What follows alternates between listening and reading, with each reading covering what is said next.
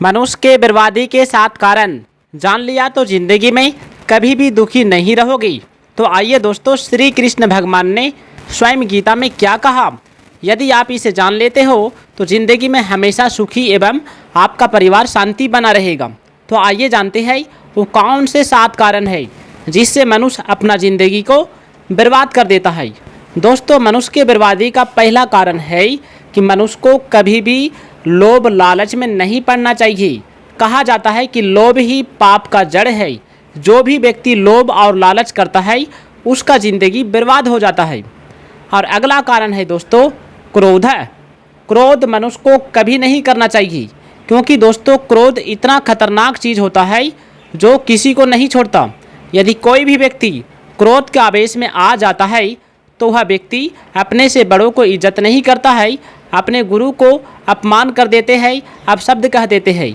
यहाँ तक कि कभी कभी ऐसा होता है कि अपने माता पिता को अपशब्द कह देते हैं, उसे गाली दे देते हैं और यहाँ तक कि कभी कभी उसका हत्या भी कर देते हैं। अतः हमें ऐसा नहीं करना चाहिए। यदि आपको क्रोध आ जाए तो इसे कैसे शांत किया जा सकता है, आइए जानते हैं श्री कृष्ण भगवान ने गीता में क्या कहा। यदि कोई भी व्यक्ति को क्रोध आ जाता है तो उसे कुछ समय तक मौन धारण करते रहना है और भगवान का नाम जाप करना होगा। और हमें ये समझना होगा कि हम इस धरती में किस लिए आए हैं। हम इसलिए आए हैं कि हम एक दूसरों का कल्याण कर सकें, एक दूसरों का भलाई कर सकें, एक दूसरों के लिए जी सकें। यदि हम ऐसा सोचते हैं तो हम अपना क्रोध को कंट्रोल कर सकते हैं। अब आइए दोस्तों, अगला कारण है बर्बादी का जो सबसे खतरनाक माना जाता है, हिंसा करना। जो भी व्यक्ति हिंसा करता है तो उसका पतन हो जाता है। कोई भी व्यक्ति यदि आगे बढ़ रहा है तो उसे देखकर हमें कभी जलना नहीं चाहिए और हमें उसे देखकर काम करने का सदा प्रयास करता रहना चाहिए। और अगला कारण है दोस्तों बर्बादी का जो सबसे खतरनाक माना जाता है कि पराये स्त्री पर कभी हाथ नहीं लगाना चाहिए, उसे गलत नज़र से नहीं देखना चाहिए। गर्भवती महिला को कभी भी गाली मत दे, उसकी हत्या ना करे, अपशब्द ना कहे। यदि आप इस तरह करते हो तो आपको नरक में भी जगह नहीं मिलेगा। मनुष्य को सुख और भोगों के लोभ लालच से स्वयं को बचाकर रखना चाहिए।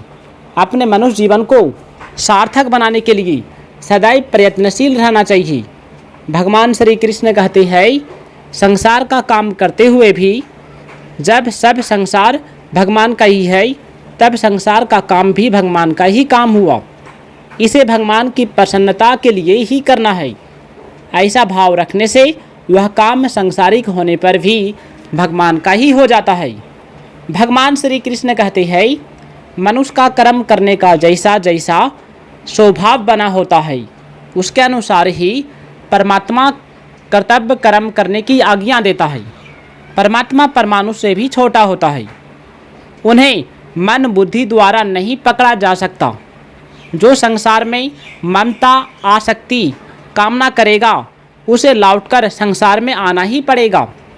पुनर्जन्म सुखों पर आसक्ति के कारण ही होता है। मनुष्य भोगों में जितना अधिक लीन होता है उतना ही उनका गुलाम बनता चला जाता है।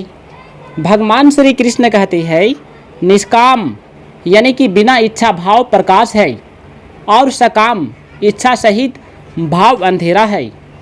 कामना वाला या इच्छाएं रखने वाला मनुष्य की मोह में पड़ता है और इसके वशीभूत होकर जीवन मृत्यु के चक्र में घूमता रहता है। यज्ञ दान तप त्रित व्रत आदि जितने भी उत्तम प्रकार के कार्य हैं उनसे प्राप्त होने वाला फल धीरे धीरे नष्ट हो जाता है, क्योंकि प्रत्येक कार्य आरंभ के बाद तय रूप से समाप्त हो जाता है।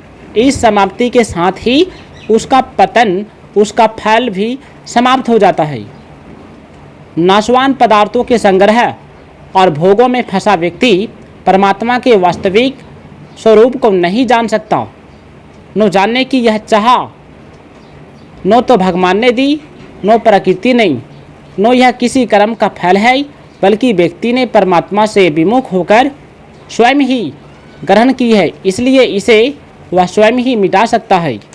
आइए अब जानते हैं भगवान श्री कृष्ण क्या कहते हैं।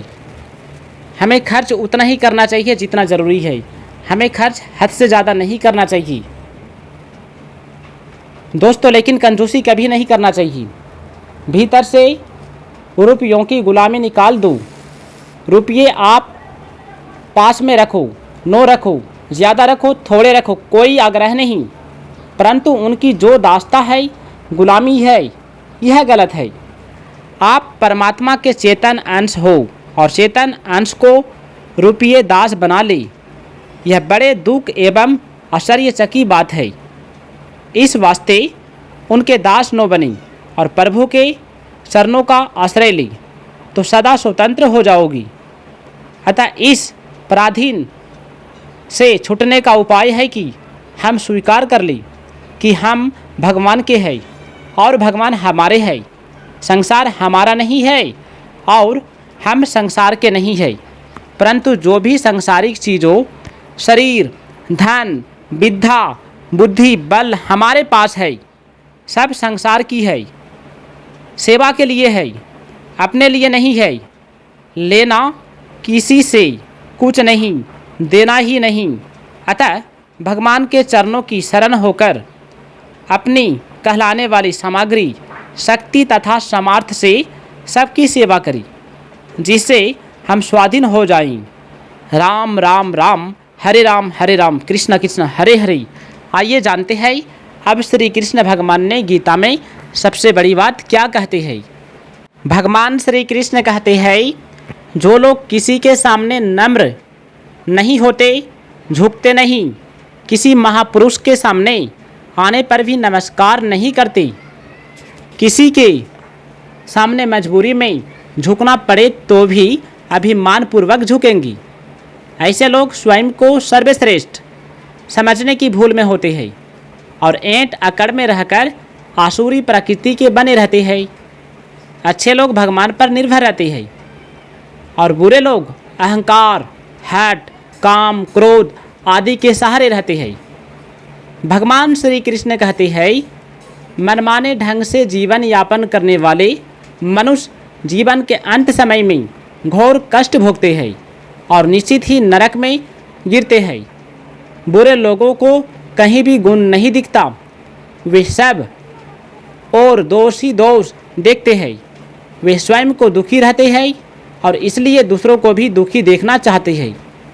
उनके मन में यह बसा होता है कि सब अच्छाई हमारे में है, इसलिए संसार में कोई आदमी उन्हें अच्छा नहीं दिखता। बुरे लोगों की संगति नरक के कष्टों से भी बुरी होती है। नरक के कष्टों से तो मनुष्य के पाप नष्ट होते हैं और शुद्धि आती है, लेकिन बुरे लोगों के साथ से अशुद्धि आती है। दोस्तों, यदि वीडियो अच्छा लगे तो इस वीडियो को लाइक करके चैनल को सब्सक्राइब कीजिएगा और कमेंट में जय श्री कृष्ण राधे राधे जरूर लिखिएगा।